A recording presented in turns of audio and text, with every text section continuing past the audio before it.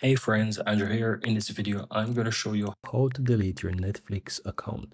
So you want to go ahead and find Netflix on your phone. I'm going to go ahead and type that in. And you can follow the same steps on an Android or an iOS device. Right now, I'm going to just choose one of these profiles. It doesn't really matter. Because once you're inside, all you have to do is click on My Netflix at the bottom right there. And then on the upper left side, you click the drop down and here you'll find account. So you click in account and from here it's going to give you details, so you can scroll all the way down to the bottom and here you will find delete.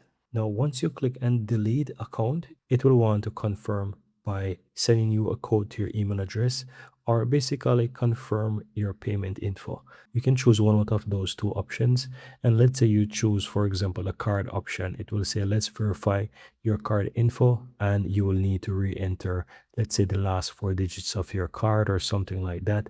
You'll be able to do that. You enter that, you hit submit, and you'll be able to delete your Netflix account, and that's it.